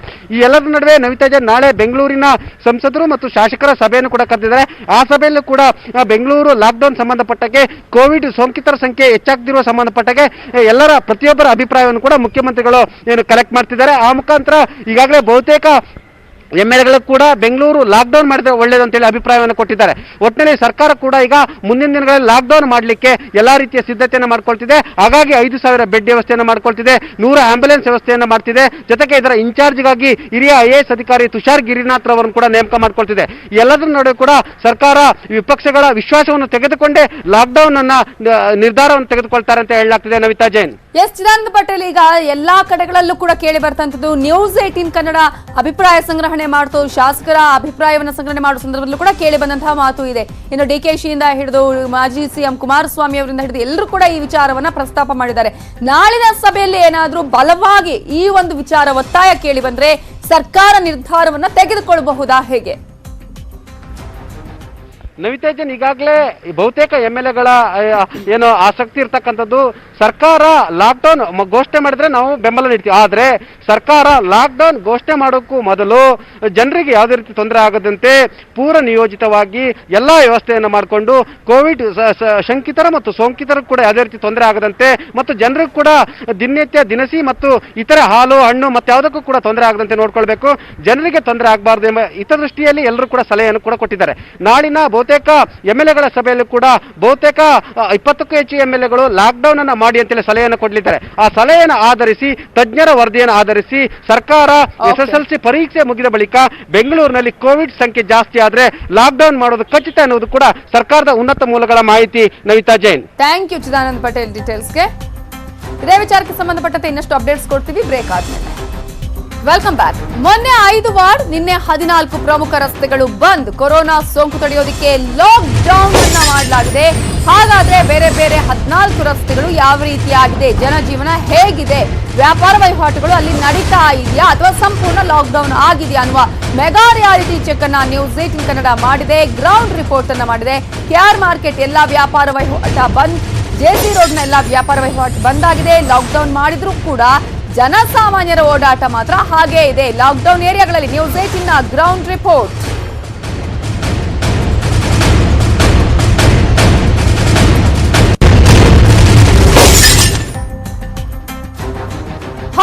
ರಸ್ತೆಗಳನ್ನ ಬಂದ್ ಮಾಡಲಾಗಿದೆ. 14 ರಸ್ತೆಗಳನ್ನ ಕೂಡ ಈಗಾಗಲೇ ಕ್ಲೋಸ್ ಮಾಡಲಾಗಿರೋದ್ರ ಅನುಗುಣವಾಗಿ ಯಾವ ರೀತಿಯಾಗಿ ಈಗ ಅಲ್ಲಿನ ಸಿಚುವೇಶನ್ ಇದೆ ಅನ್ನುವಂಥ ದೃಶ್ಯವನ್ನ ನಿಮ್ಮ ಮುಂದೆ ಇಟ್ಟಿದ್ದೀವಿ. KR ಮಾರ್ಕೆಟ್ ಆಗಿರ್ಬೋದು, ಅದರ junction, town hall circle, JC ರಸ್ತೆ, AM ರಸ್ತೆ, ಕಲಾಸಿಪಾಳ್ಯ, ತರಗುಪೇಟೆ, ಭಾಷ್ಯಂ, ಟಿಪ್ಪು ಪ್ಯಾಲೇಸ್ ರಸ್ತೆ, ಕಿಲಾರಿ ರಸ್ತೆ, ಶ್ರೀನಿವಾಸ ಮಂದಿರ ರಸ್ತೆ, ಆಂಜನೇಯ ದೇಗುಲ, ಸಂಕಲಪೇಟೆ ರಸ್ತೆ, SJP ರಸ್ತೆ, ಕಲಾಸಿಪಾಳ್ಯ, ಈ ಎಲ್ಲಾ ರಸ್ತೆಗಳಲ್ಲೂ ಕೂಡ ಹೇಗೆ ಲಾಕ್ಡೌನ್ ಅನ್ನ ಸಂಪೂರ್ಣವಾಗಿ ಈಗಾಗಲೇ ಮಾಡಲಾಗಿದೆಯಾ ಅನ್ನುವ ದೃಶ್ಯಗಳನ್ನ ನೀವು ಗಮನಿಸಬಹುದು. ಜನಜೀವನ ಹಾಗೇ ಇದೆ. KR ಮಾರ್ಕೆಟ್ ಅಲ್ಲಂತೂ ಸಂಪೂರ್ಣವಾಗಿ ಜನರು ಅಲ್ಲಿ ಇರೋದನ್ನ ನಾವು ಗಮನಿಸಬಹುದು. ವ್ಯಾಪಾರ ವಹಿವಾಟು ಹಾಗೆ ಇರೋದನ್ನ ನೋಡಬಹುದು. KR ಮಾರ್ಕೆಟ್ ಅಲ್ಲಿ ಕೂಡ ಸೇಮ್ ಸಿಚುವೇಶನ್ ನಿರ್ಮಾಣ ಆಗಿದೆ. ಇನ್ನು ಆಂಜನೇಯ ದೇಗುಲದ ರಸ್ತೆ ಆಗಿರ್ಬೋದು ಅಥವಾ ಬೇರೆ ಬೇರೆ ಕಡೆಯಲ್ಲಿ ಸಂಕಲಪೇಟೆ ರಸ್ತೆ, ಕಲಾಸಿಪಾಳ್ಯದಲ್ಲಿ ಹೇಗೆ ಜನರು ಓಡಾಟವನ್ನ ಮಾಡ್ತಿದ್ದಾರೆ, ವೆಹಿಕಲ್ಗಳು ಹೇಗೆ ಓಡಾಟವನ್ನ ಮಾಡ್ತಾ ಇವೆ ಅನ್ನೋದನ್ನ ನೋಡಬಹುದು. ಕೇವಲ ನೆಪ ಮಾತ್ರಕ್ಕೆ ಇಲ್ಲಿ ಲಾಕ್ಡೌನ್ ಆಗಿದೆಯಾ ಅನ್ನುವ ತರ ಇದೆ. ಬೆಂಗಳೂರಿನ ಸೀಲ್ ಡೌನ್ ಏರಿಯಾಗಳಲ್ಲಿ ನಮ್ಮ ರಿಪೋರ್ಟರ್ ಥಾಮಸ್ ಪುಷ್ಪರಾಜ್ ವಾಕ್ಥ್ರೂ ಮಾಡಿದ್ದಾರೆ, ನೋಡೋಣ. ಕೊರೋನಾದ ಸಾಂಕ್ರಾಮಿಕತೆ ಹೆಚ್ಚಿರುವಂತಹ ಹಿನ್ನೆಲೆಯಲ್ಲಿ ಒಂದಷ್ಟು ವಾರ್ಡ್ಗಳನ್ನ, ಒಂದಷ್ಟು ಪ್ರದೇಶಗಳನ್ನ ಲಾಕ್ಡೌನ್ ಮತ್ತು ಸೀಲ್ ಡೌನ್ ಏನ್ ಮಾಡಲಾಗಿದೆ, ಅದರ ಒಂದು ಪರಿಣಾಮ ಸಾಕಷ್ಟು ವ್ಯಾಪಕವಾಗಿ ಆಗ್ತಾ ಇದೆ ಅಂತೇಳಿ ಕೂಡ ತಪ್ಪಾಗ್ಲಿಕ್ಕಿಲ್ಲ. ಅದರ ಜೊತೆಗೆ ಸೀಲ್ ಡೌನ್ ಮತ್ತೆ ಲಾಕ್ಡೌನ್ ಅನ್ನ ಗಂಭೀರವಾಗಿ ಪರಿಣಾಮಕಾರಿಯಾಗಿ ಇಂಪ್ಲಿಮೆಂಟ್ ಮಾಡುವಂತ ಹಿಂದ್ಗಡೆ ಇರುವಂತಹ ಉದ್ದೇಶನೂ ಕೂಡ ಎಲ್ಲರಿಗೂ ಕೂಡ ಗೊತ್ತಿರುವಂತದ್ದೇ. ಯಶಸ್ವಿಯಾಗಿ BBMP ಮತ್ತೆ ಪೊಲೀಸ್ ಇಲಾಖೆ ಸಮರ್ಥವಾಗಿ ಪೂರೈಸಿ ನೋಡಿ. ಎಲ್ಲ ಈ ಪ್ರಮುಖವಾಗಿ ವ್ಯಾಪಾರಸ್ಥರು ಇರುವಂತಹ ಆ ಕಡೆ ಹಣ್ಣು ಮಾರುಕಟ್ಟೆ ಇದೆ, ತರಕಾರಿ ಮಾರುಕಟ್ಟೆ ಇದೆ, ಸೊಪ್ಪು ಮಾರುಕಟ್ಟೆಗಳಿದೆ, ಅವೆಲ್ಲವನ್ನು ಕೂಡ ಸೀಲ್ ಡೌನ್ ಮಾಡಲಾಗಿದೆ. ಹಾಗಾಗಿ ಈ ಒಂದು KR ಮಾರುಕಟ್ಟೆ ಪ್ರದೇಶದ ಚಿತ್ರಣವನ್ನು ನೋಡಿದಾಗ ಸೀಲ್ ಡೌನ್ ಅನ್ನೋಂಥದ್ದು ಸಂಪೂರ್ಣವಾಗಿ ಯಶಸ್ವಿಯಾಗಿದೆ ಅನ್ನೋಂಥದ್ದು ಸ್ಪಷ್ಟವಾಗುತ್ತೆ. ಇನ್ನು ಉಳಿದಂಥ ಏರಿಯಾಗಳು ಏನು ಸೀಲ್ ಡೌನು ಮಾಡಿರುವಂಥ ಒಂದಷ್ಟು ಪ್ರದೇಶಗಳೇನಿದೆ ಆ ರಸ್ತೆಗಳ ಬಳಿಗೆ, ಆ ಪ್ರದೇಶಗಳ ಬಳಿಗೆ ಹೋಗೋಣ. ಅಲ್ಲಿ ಯಾವ ರೀತಿ ಚಿತ್ರಣ ಇದೆ ಅನ್ನೋದನ್ನ ನಾವು ನಿಮಗೆ ತೋರಿಸ್ತೀವಿ ಬನ್ನಿ. ಕೊರೋನಾ ಸೋಂಕಿಗೆ ಕಡಿವಾಣ ಹಾಕಬೇಕಾದಂಥ ಅನಿವಾರ್ಯತೆ ಸರ್ಕಾರದ ಮೇಲೆ, BBMP ಮೇಲೆ ಇರೋದ್ರಿಂದಾಗಿ ಈಗೇನು ಕಲಾಸಿಪಾಳ್ಯ, KR ಮಾರ್ಕೆಟ್ ಸೇರಿದಂತೆ ಒಂದಷ್ಟು ಏರಿಯಾಗಳನ್ನು ಸೀಲ್ ಡೌನ್ ಮಾಡಲಾಗಿತ್ತು. ಅದು ಅಷ್ಟು ಪರಿಣಾಮಕಾರಿ ಆಗ್ತಾ ಇಲ್ವೇನೋ ಅನ್ನೋಂಥ ಒಂದು ಅನುಮಾನಗಳ ಹಿನ್ನೆಲೆಯಲ್ಲಿ ಈಗ BBMP ಬಹಳ ಸ್ಟ್ರಿಕ್ಟ್ ಆಗಿ ಒಂದು ಕಠಿಣವಾದ ನಿರ್ಧಾರವನ್ನು ತೆಗೆದುಕೊಂಡು ಪ್ರಮುಖವಾದ 15 ರಸ್ತೆಗಳು, ಅದರಲ್ಲಿ ಪ್ರಮುಖವಾಗಿ ಕಲಾಸಿಪಾಳ್ಯ ಮಾರುಕಟ್ಟೆ ಮತ್ತು KR ಮಾರುಕಟ್ಟೆ, ಆ ಒಂದು ವ್ಯಾಪ್ತಿಯಲ್ಲಿ ಸೋಂಕು ಹೆಚ್ಚಾಗ್ತಾ ಇದೆ. ಹಾಗಾಗಿ ಆ ಪ್ರಮುಖ ಅದನ್ನು ಗಮನದಲ್ಲಿಟ್ಕೊಂಡು ಆ ಒಂದು ವ್ಯಾಪ್ತಿಯಲ್ಲಿ ಬರುವಂತಹ 15 ರಸ್ತೆಗಳನ್ನು ಸೀಲ್ ಡೌನ್ ಮಾಡಲಾಗಿದೆ ಅಂತ. ಎಂದಿನಂತೆ ಹೇಳೋದಕ್ಕಿಂತ ನಾವು ಎಂದಿನಂತೆ ಯಾವ ರೀತಿ ಇತ್ತು ಆ ರೀತಿ ಚಿತ್ರಣ ಇಲ್ಲ. ಯಾಕಂತ ಹೇಳಿದ್ರೆ ವ್ಯಾಪಾರಸ್ಥರು ವ್ಯಾಪಾರ ಮಾಡೋದಕ್ಕೆ ಒಂದಷ್ಟು ಕಡಿವಾಣ ಹಾಕಿದ್ದಾರೆ. ಹಾಗಾಗಿ ಬೆರಳೆಣಿಕೆಯ ಸಂಖ್ಯೆಯಲ್ಲಿ ವ್ಯಾಪಾರಸ್ಥರು ವ್ಯಾಪಾರವನ್ನ ಮಾಡ್ತಾ ಇದ್ದಾರೆ. ಇನ್ನುಳಿದಂತೆ ನೋಡಿ, ಅಂಗಡಿ ಮುಗ್ಗಟ್ಟುಗಳನ್ನ ಕ್ಲೋಸ್ ಮಾಡಲಾಗಿದೆ. ಜನ ಅಲ್ಲಲ್ಲಿ ನಿಂತ್ಕೊಂಡು ಮಾತಾಡ್ತಾ ಇದ್ದಾರೆ. ಕೆಲವರಿಗೆ ಸೆನ್ಸು ಇಲ್ಲ, ಕಾಮನ್ ಸೆನ್ಸು ಇಲ್ಲ. ಮಾಸ್ಕ್ಗಳನ್ನ ಹಾಕೊಂಡಿದ್ದಾರೆ, ಕೆಲವರು ಹಾಕೊಂಡಿಲ್ಲ. ಏನೋ ಒಂದು ರೀತಿ ನೆಗ್ಲಿಜೆನ್ಸಿ ಅವ್ರಿಗೆ ಬಿಡೋ ಏನಾಗುತ್ತದೆ ಏನ್ ಬಿಡ್ತದೆ ಅನ್ನುವಂಥ ರೀತಿಯಲ್ಲಿ ಒಂದು ಸೋಷಿಯಲ್ ಡಿಸ್ಟೆನ್ಸ್ ನೋಡಿ, ಮಾಸ್ಕ್ ಹಾಕೊಂಡಿದ್ರು, ಅದೇ ರೀತಿ ವ್ಯವಹಾರಗಳನ್ನು ಮಾಡ್ತಾ ಮಾಸ್ಕ್ ಕಂಡು ಬರ್ತಾ ಇಲ್ಲ. ಸೊ ಎಲ್ಲ ಒಂದ್ ಕಡೆ ವ್ಯಾಪಾರ ಅದೇ ರೀತಿ ನಡೀತಾ ಇದೆ. ನಾವೀಗ ನೋಡಿ, ವಿಕ್ಟೋರಿಯಾ ಆಸ್ಪತ್ರೆ ಪಕ್ಕದಲ್ಲಿ ಮಿಂಟೋ ಆಸ್ಪತ್ರೆ, ಅದಕ್ಕೆ ಹೊಂದ್ಕೊಂಡಿರುವಂತಹ ಟಿಪ್ಪು ಸುಲ್ತಾನ್ ಬೇಸಿಗೆ ಅರಮನೆಯ ರಸ್ತೆಯ ಒಂದು ಚಿತ್ರಣವನ್ನ ಅಲ್ಲಿ ಹೋಗ್ತಾ ಇದ್ವಿ. ಆ ಒಂದು ವ್ಯಾಪ್ತಿಯಲ್ಲಿ ಯಾವ ರೀತಿ ಚಿತ್ರಣ ಇದೆ ಅಂತೇಳಿ ನಾವು ತೋರಿಸ್ತಾ ಇದ್ವಿ. ಈ ಒಂದು ಭಾಗದಲ್ಲಿ ವ್ಯಾಪಾರ ವಹಿವಾಟುಗಳು ಅಷ್ಟು ಮಟ್ಟಿಗೆ ನಡೀತಾ ಇಲ್ಲ. ಎಲ್ಲ ಒಂದ್ ಕಡೆ ಸೀಲ್ ಡೌನ್ ಅನ್ನುವಂಥದ್ದು ಈ ಭಾಗದಲ್ಲಿ ತುಂಬಾ ಪರಿಣಾಮಕಾರಿಯಾಗಿದೆ ಅಂತ ಅನ್ಸುತ್ತೆ. ಯಾಕಂದ್ರೆ ಈಗ ಲೆಫ್ಟ್ ಸೈಡ್ ನಾವು ಟರ್ನ್ ಆಗ್ಬಿಟ್ವಿ ಅಂತ ಹೇಳಿದ್ರೆ KR ಮಾರ್ಕೆಟ್ಗೆ ಸಂಪರ್ಕ ಕಲ್ಪಿಸುವಂತ ರಸ್ತೆ ಅದು. ಆ ಒಂದು ಮಾರ್ಕೆಟ್ ನಲ್ಲೂ ಚಿತ್ರಣವಂತೂ ನಾವು ತೋರಿಸಿದ್ವಿ. ಆಸ್ಪತ್ರೆಯ ವ್ಯಾಪ್ತಿಯ ಪ್ರದೇಶಗಳೇನಿದೆ ಆ ಒಂದು ಪ್ರದೇಶದಲ್ಲಿ ಜನಸಂಚಾರನೂ ಅಷ್ಟು ಮಟ್ಟಿಗಿಲ್ಲ. ಅದ್ರ ಜೊತೆಗೆ ವ್ಯಾಪಾರನೂ ಕೂಡ ಅಷ್ಟು. ಆಸ್ಪತ್ರೆಗೆ ಬರುವಂತ ನೋಡಿ, ಜನರಿಗಿಂತ ಅತಿ ಹೆಚ್ಚಿನ ಜನ ಪೊಲೀಸ್ನವರೇ ಕಾಣ್ತಾ ಇದಾರೆ ಇವತ್ತು ಬೆಂಗಳೂರಿನ ಈ ಒಂದು.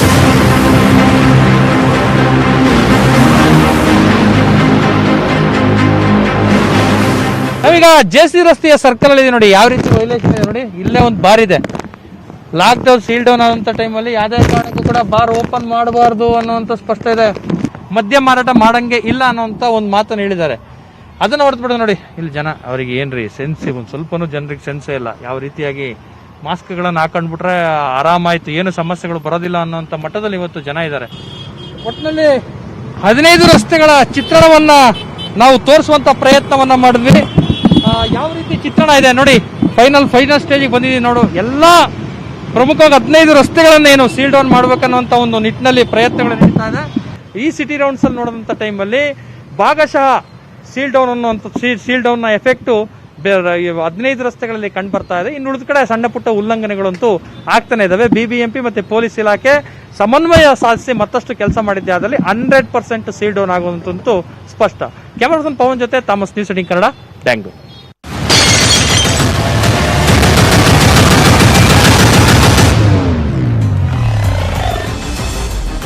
ಅಂತೂ ಇಂತೂ ಮೊದಲ ದಿನದ SSLC ಪರೀಕ್ಷೆ ಮುಕ್ತಾಯ ಆಗಿದೆ. ಆತಂಕದಲ್ಲೇ ಪರೀಕ್ಷೆಯನ್ನ ಬರೆದಿದ್ದಾರೆ ವಿದ್ಯಾರ್ಥಿಗಳಿಗೆ ಕಾಂಗ್ರಾಟ್ಸ್ ಅಂತ ಹೇಳಿದ್ದಾರೆ ಶಿಕ್ಷಣ ಸಚಿವರು. ಅಭಿನಂದನೆಯನ್ನ ಸಲ್ಲಿಸಿದ್ದಾರೆ ಶಿಕ್ಷಣ ಸಚಿವರಾಗಿರುವ ಸುರೇಶ್ ಕುಮಾರ್ ಅವರು. SSLC ಅಗ್ನಿ ಪರೀಕ್ಷೆಯಲ್ಲಿ ಮೊದಲ ದಿನದ ಪರೀಕ್ಷೆ ಮುಕ್ತಾಯ ಆಗಿದೆ. ವಿದ್ಯಾರ್ಥಿಗಳಿಗೆ ಪರೀಕ್ಷೆ ಯಶಸ್ವಿಯಾಗೋದಿಕ್ಕೆ ವಿದ್ಯಾರ್ಥಿಗಳು ಕಾರಣ ಅನ್ನುವಂತಹ ವಿಚಾರವನ್ನ ಕೂಡ ಹೇಳಿದ್ದಾರೆ ಶಿಕ್ಷಣ ಸಚಿವರಾಗಿರುವ ಸುರೇಶ್ ಕುಮಾರ್ ಅವರು. ಮೊದಲು ಆತಂಕ ಇತ್ತು, ಆದ್ರೆ ಈಗ ಆ ಆತಂಕ ದೂರ ಆಗಿದೆ ಅಂತ ಹೇಳಿ ನ್ಯೂಸ್ 18ಗೆ ಶಿಕ್ಷಣ ಸಚಿವ ಸುರೇಶ್ ಕುಮಾರ್ ಅವರೇ ಹೇಳಿಕೆಯನ್ನ ಕೊಟ್ಟಿದ್ದಾರೆ. SSLC ಎಕ್ಸಾಮ್ ಇವತ್ತು ಮೊದಲ ಎಕ್ಸಾಮ್ ನಡೆದಿದೆ. ಜುಲೈ 5ರವರೆಗೂ ಕೂಡ ಈ ಒಂದು ಎಕ್ಸಾಮ್ ಇರಲಿದೆ. ಈ ಹಿನ್ನೆಲೆಯಲ್ಲಿ ಒಂದು ರೀತಿ ಆತಂಕ ಇತ್ತು. ಯಾಕಂದ್ರೆ PUC ಎಕ್ಸಾಮ್ ಆದಂತಹ ಸಂದರ್ಭದಲ್ಲಿ ಸಾಕಷ್ಟು ಗೊಂದಲ ಉಂಟಾಗಿತ್ತು. ಮಕ್ಕಳು ಅದನ್ನು ಅರ್ಥ ಮಾಡ್ಕೊಂಡಿರ್ಲಿಲ್ಲ. ಯಾವುದೇ ರೀತಿಯ ಸೋಷಿಯಲ್ ಡಿಸ್ಟೆನ್ಸ್ ಕಾಣಿಸ್ತಾ ಇರಲಿಲ್ಲ. ಅದೇ ರೀತಿಯಾಗಿ ಆಗುತ್ತಾ ಅನ್ನುವಂತಹ ಆತಂಕ ಇತ್ತು. ಒಂದೆರಡು ಸಣ್ಣ ಪುಟ್ಟ ಸಮಸ್ಯೆ ಬಿಟ್ರೆ ಎಲ್ಲಾ ಚೆನ್ನಾಗಿ ನಡೆದಿದೆ. ಬೆಂಗಳೂರಿನ ಕೆಲ ಕೇಂದ್ರಗಳಿಗೆ ಭೇಟಿ ಕೊಟ್ಟು ಪರಿಶೀಲನೆ ಮಾಡಿದ್ದೇನೆ. ಇವತ್ತಿನ ಪರೀಕ್ಷೆಯ ಯಶಸ್ವಿಗೆ ವಿದ್ಯಾರ್ಥಿಗಳು ಕಾರಣ ಅನ್ನೋದನ್ನ ಶಿಕ್ಷಣ ಸಚಿವರಾಗಿರುವ ಸುರೇಶ್ ಕುಮಾರ್ ಅವರು ಹೇಳಿದ್ದಾರೆ.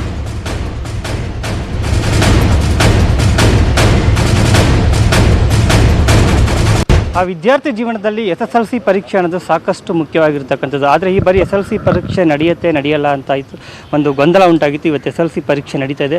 ಖುದ್ದು ಶಿಕ್ಷಣ ಸಚಿವರ ಬೆಂಗಳೂರಿನ ನಗರದಾದ್ಯಂತ ಪರೀಕ್ಷಾ ಕೇಂದ್ರಗಳಿಗೆ ಭೇಟಿ ಕೊಡ್ತಾ ಇದ್ದಾರೆ. ಆ ಬಗ್ಗೆ ಸುರೇಶ್ ಕುಮಾರ್ ಅವರಿಂದ ಒಂದಷ್ಟು ಮಾಹಿತಿಯನ್ನು ಪಡೆಯೋಣ ಸರ್. ಈ ದೃಢ ನಿರ್ಧಾರ ಆಗಲಿಕ್ಕೆ ಅಥವಾ ಈ ಕಾರ್ಯ ಆಗಲಿಕ್ಕೆ ಮುಖ್ಯ ಕಾರಣ ನಮ್ಮ ರಾಜ್ಯದ SSLC ಮಕ್ಕಳು ಅವರು ತೋರಿಸಿದ ಆ ಒಂದು ದೃಢ ನಿಶ್ಚಯ ಇದೆಯಲ್ಲ, ನಮ್ಗೆ SSLC ಎಕ್ಸಾಮ್ ಆಗಬೇಕು, ನಾವು ಪರಿಶ್ರಮ ಪಟ್ಟಿದ್ದೀವಿ, ನಮಗೆ ಪ್ರತಿಫಲ ಸಿಗಬೇಕು ಅಂತ ಆ ನಿಶ್ಚಯ ಇದೆಯಲ್ಲ, ಅದು ಇದನ್ನೆಲ್ಲನೂ ಇವತ್ತು ಸಾಧ್ಯವಾಗಿಸಿದೆ. ನಾನು ಮೊದಲು ಆ ಮಕ್ಕಳಿಗೆ ನನ್ನ ಅಭಿನಂದನೆಗಳನ್ನ ನಾನು ತಿಳಿಸ್ತೇನೆ, ಧನ್ಯವಾದಗಳನ್ನ ತಿಳಿಸ್ತೇನೆ. 8.5 ಲಕ್ಷ ಮಕ್ಕಳ ಈ ಪರೀಕ್ಷೆಗೆ 1.5 ಲಕ್ಷ ಜನ ಇವತ್ತು ಕಾರ್ಯ ಮಾಡ್ತಾ ಇದ್ದಾರೆ. ಶಿಕ್ಷಣ ಇಲಾಖೆ, ಪೊಲೀಸ್ ಇಲಾಖೆ, ಆರೋಗ್ಯ ಇಲಾಖೆ, ಸಾರಿಗೆ ಇಲಾಖೆ ಎಲ್ಲ ಸೇರಿಕೊಂಡು. ಸೊ ಅದು ಇವತ್ತು ಎಲ್ಲೋ ನಮಗೆ ಆ ಕಾರ್ಯ ಸಾಫಲ್ಯ ಕಾಣ್ತಾ ಇದೆ ಅಂತ ನಂಗೆ ಹೇಳಕ್ಕೆ ಇಷ್ಟಪಡ್ತೀನಿ. ಸರ್, ಹಾಗೆ ಈಗಾಗಲೇ ಪರೀಕ್ಷೆ ನಡೀತಾ ಇದೆ. ಬೆಂಗಳೂರಿನ ಹಲವು ಪರೀಕ್ಷಾ ಕೇಂದ್ರಗಳಿಗೆ ಭೇಟಿ ನೀಡಿದೆಯಾ? ರಾಜ್ಯಾದ್ಯಂತನೂ ಸಹ ಮಾಹಿತಿಗಳು ತರಿಸ್ಕೊತಿದ್ರೆ ಎಲ್ಲರೂ ಯಾರು ಸಣ್ಣ ಪುಟ್ಟ ಸಮಸ್ಯೆಗಳೇನಾದ್ರು ಕಂಡು ಬಂದಿದೆಯಾ ಸರ್? ಇವಾಗ ಸಣ್ಣ ಪುಟ್ಟ ಸಮಸ್ಯೆ ಖಂಡಿತ ಇದೆ. ಅದು ಕೆಲವು ಎಡವಟ್ಟಿನ ಪ್ರಸಂಗ ಇರ್ಬೋದು, ಅಥವಾ ಕೆಲವು ಓವರ್ ಎಂಥೂಸಿಯಾಸಮ್ ಅಂತಲ್ಲ. ಈಗ ನಮ್ಮ ಪೋಷಕರು ಮಕ್ಕಳು ಆರಾಮಾಗಿ ಬಂದರು, ಪೋಷಕರಿಗೇನೋ ಒಂದು ತವಕ, ನಮ್ಮ ಮಕ್ಕಳು ಹೋಗ್ತಾ ಇದ್ದಾರೆ, ಅಲ್ಲೆಲ್ಲ ಒಂದು ಸೋಷಿಯಲ್ ಡಿಸ್ಟೆನ್ಸ್ ಮಾಡಿರೋದು ಒಂದು ಕೆಲವು ಕಡೆ ಕೇಳಿ ಬಂದಿದೆ. ಅದನ್ನು ಇವತ್ತು ಮಧ್ಯಾಹ್ನದಿಂದ ಅದನ್ನು ನಾವು ಸರಿಪಡಿಸ್ತೀವಿ. ಶ್ರೀರಾಮ ಶಾಲೆ ಅಲ್ಲಿ SSLC ಬಂದ ಮಕ್ಕಳನ್ನೆಲ್ಲನೂ ಕೂಡ ಶಿಕ್ಷಕರು ಸಾಲಾಗಿ ನಿಂತ್ಕೊಂಡು ಗಾರ್ಡ್ ಆಫ್ ಆನರ್ ರೀತಿಯಲ್ಲಿ ಸ್ವಾಗತಿಸಿ ಅವನ್ನ ಕಳಿಸಿದೆಯಲ್ಲ, ಇದು ಒಂದು ಅತ್ಯಂತ ಸೃಜನಶೀಲ ಒಂದು ಸ್ವಾಗತ. ಅದೇ ಥರ ಇವತ್ತು ಕೇರಳದಿಂದ ಸುಮಾರು 367 ಮಕ್ಕಳು ಬರಬೇಕಾಗಿತ್ತು. 376 ಮಕ್ಕಳು ಎಲ್ಲ ನಮ್ಮ ಗಡಿ ಗ್ರಾಮದಲ್ಲಿರೋರು. ನಾವೆಲ್ಲ ಬಸ್ ಅರೇಂಜ್ಮೆಂಟ್ ಮಾಡಿದ್ವು ಅಲ್ಲಿನ ಚೆಕ್ ಪೋಸ್ಟಿಂದ ಕರ್ಕೊಂಬರೋದಕ್ಕೆ. 376 ಮಕ್ಕಳು ಇವತ್ತು ಬಂದಿದ್ದಾರೆ, ಬರಿತಾ ಇದ್ದಾರೆ. ಅದೇ ಥರ ಮಹಾರಾಷ್ಟ್ರ ಬಾರ್ಡರ್ ನಮ್ಮ DDPA ಹೋಗಿ ಆ ಮಕ್ಕಳನ್ನ ಸ್ವಾಗತಿಸಿ ಆರೋಗ್ಯ ತಪಾಸಣೆ ಮಾಡಿ ಕರ್ಕೊಂಡ್ಬಂದಿದ್ದಾರೆ. ಎಲ್ಲರಿಗೂ ಕೂಡ ಈ ಪರೀಕ್ಷೆ ಬೇಕಿತ್ತು. ಅವ್ರಿಗೆ ಬೇಕಾದ ಪರೀಕ್ಷೆ ಇವತ್ತು ಸಿಕ್ಕಿದೆ, ಆ ಗಳಿಗೆ ಇವತ್ತು ಬಂದಿದೆ. ಅದನ್ನು ಸಂಪೂರ್ಣವಾಗಿ ಪ್ರಯೋಜನ ಪಡ್ಕೊಳ್ತಾ ಇದ್ದಾರೆ ನಮ್ಮ ಎಲ್ಲ ಪರಿಶ್ರಮ ಪಟ್ಟಿರುವ ವಿದ್ಯಾರ್ಥಿನಿಯರು. ಸರ್, ಇವತ್ತು ಬೆಂಗಳೂರಾಗಿದೆ, ನಾಳೆ ಏನಾದರೂ ರಾಜ್ಯದ ಬೇರೆ ಬೇರೆ ಭಾಗಗಳಿಗೆ ಹೋಗೋ ಬೇರೆ ನಮ್ಮ ರಾಜ್ಯದ ಬೇರೆ ಜಿಲ್ಲೆಗಳಿಗೂ ಕೂಡ ಹೋಗಬೇಕು ಅಂತ ನನ್ನೊಂದು ಯೋಜನೆ ಇದೆ. ಇವತ್ತು ಮಧ್ಯಾಹ್ನ ಯಾವತ್ತು ಯಾವ್ಯಾವ ಜಿಲ್ಲಾ ಭಾಗಕ್ಕೆ ಹೋಗ್ತೀನಿ, ಯಾವ ತಾಲೂಕು ಭಾಗಕ್ಕೆ ಹೋಗ್ತೀನಿ ಅಂತ ನಾವು ನಿಶ್ಚಯ ಮಾಡ್ತೀವಿ. ಯಾಕಂದರೆ ಎಲ್ಲ ಕಡೆ ಹೋಗಿ ಅಲ್ಲಿದ್ದು ಕೂಡ ಪ್ರಿಪ್ರೇಷನ್ ಹೇಗಿದೆ, ಮಕ್ಕಳು ಹೇಗಿದ್ದಾರೆ ಅದನ್ನು ಕೂಡ ನೋಡೋದು ನನ್ನ ಇಚ್ಛೆ. ಆ ರೀತಿ ಮಾಡ್ತೀನಿ. ಇದು ಶಿಕ್ಷಣ ಸಚಿವ ಸುರೇಶ್ ಕುಮಾರ್ ಅವರ ಮಾತಾಗಿರ್ತಕ್ಕಂಥದ್ದು. ಕ್ಯಾಮ್ರಾ ಪರ್ಸನ್ ನವೀನ್ ಜೊತೆ ಸಂಜಯ್, ನ್ಯೂಸ್ 18 ಬೆಂಗಳೂರು. ಇನ್ನು ಇದೇ SSLC ಎಕ್ಸಾಮ್ ಬಗ್ಗೆ ಮೈಸೂರಿನ ವಿದ್ಯಾರ್ಥಿಗಳು ಏನು ಹೇಳಿದ್ರು ನೋಡಿ.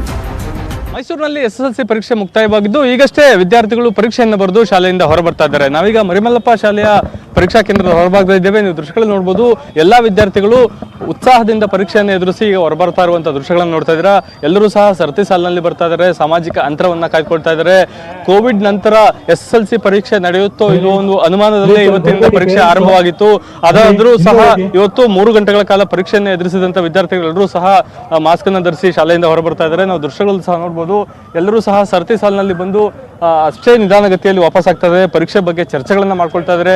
ಒಟ್ಟಿನಲ್ಲಿ ಇವತ್ತು ಪರೀಕ್ಷೆ ನಡೆಸಿರುವಂತ ಎಲ್ಲ ವಿದ್ಯಾರ್ಥಿಗಳು ಸಹ ಒಂದು ರೀತಿಯಾದಂತ ಆತಂಕ, ಭಯದಲ್ಲೇ ಪರೀಕ್ಷೆಯನ್ನು ಎದುರಿಸಿದ್ರು. ಅದೇ ಈಗ ಪರೀಕ್ಷೆ ಮುಗ್ದಿರೋದ್ರಿಂದ ಸಾಕಷ್ಟು ರೀತಿಯಲ್ಲಿ ಬರ್ತದೆ. ಇಲ್ಲಿ ಪರೀಕ್ಷೆ ಬರೆದಿರೋ ಒಬ್ಬ ವಿದ್ಯಾರ್ಥಿ ಹೇಗಿತ್ತಪ್ಪ ಎಕ್ಸಾಮ್, ಹೇಗೆ ಅನ್ನಿಸ್ತು? ಹಾಗೆ ಅನಿಸ್ತು, ಬರದೆ ಚೆನ್ನಾಗಿ ಅನಿಸ್ತು. ಏನು ಆತಂಕ ಇತ್ತಾ? ಯಾಕಂದ್ರೆ ಕೊರೋನಾ ಇತ್ತು, ಹೇಗೆ? ಇಲ್ಲ, ಏನಿರಲಿಲ್ಲ. ಈಸಿ ಇತ್ತಾ ಪೇಪರು? ಹೇಗೆ ಈಸಿ ಇತ್ತು. ಬರ್ದ್ವಿ, ಹೆದರಿಕೆ ಇರಲಿಲ್ಲ. ಒಂದು ಸ್ವಲ್ಪ ಡಿಫ್ರೆಂಟ್ ಅನಿಸ್ತು. ಸೋಷಿಯಲ್ ಡಿಸ್ಟೆನ್ಸ್ ಚೆನ್ನಾಗಿ ಮೇಂಟೈನ್ ಮಾಡಿದ್ದಾರೆ ಎಲ್ಲರೂ. ಒಬ್ರಿಗೊಬ್ರಿಗೂ ಟಚ್ಚೇ ಮಾಡಿಲ್ಲ, ಮಾತು ಆಡಿಸಿಲ್ಲ. ನಮ್ಮ ಫ್ರೆಂಡ್ಸ್ ಜೊತೆ ಎಲ್ಲ ಚೆನ್ನಾಗಿ ಮಾಡಿದ್ರು, ಪರವಾಗಿಲ್ಲ. ಭಯ ಇತ್ತು ಪೇರೆಂಟ್ಸ್ಗೆಲ್ಲ, ಏನು ಭಯ ಪಡ್ಕೊಳ್ಳೋದು ಬೇಕಾಗಿಲ್ಲ. ಎಕ್ಸಾಮ್ ಮಾಡ್ತೀವಿ ಅಂತ ನಂಗೆ ಕಾನ್ಫಿಡೆನ್ಸ್ ಇದ್ದೇ ಇತ್ತು, ಮಾಡೇ ಮಾಡ್ತಾರೆ ಅಂತ. ಯಾಕೆಂದರೆ ಅವಾಗಲೇ ಹೇಳಿದ್ರಲ್ವಾ, ಮಾರ್ಚ್ 27 ಆದಾಗ, ಆಮೇಲೆ ಲಾಕ್ಡೌನ್ ಆಯಿತು. ಆಮೇಲೆ ಇವಾಗ ಮಾಡೇ ಮಾಡ್ತೀವಿ ಅಂತ ಸುರೇಶ್ ಕುಮಾರ್ ಸರ್ ಧೈರ್ಯ ಹೇಳಿದರು. ಅದಕ್ಕೆ ಈಸಿ ಇತ್ತು. ಇದು ಇಲ್ಲಿ ಪರೀಕ್ಷೆ ಬರೆದಂತ ವಿದ್ಯಾರ್ಥಿ ಅಭಿಪ್ರಾಯ. ಮಧು ಜೊತೆ ಪುಟ್ಟಪ್ಪ, ನ್ಯೂಸ್ 18 ಕನ್ನಡ, ಮೈಸೂರು. ಇನ್ನಷ್ಟು ಸುದ್ದಿ ನೋಡೋಣ ಬ್ರೇಕ್ ಆದ್ಮೇಲೆ.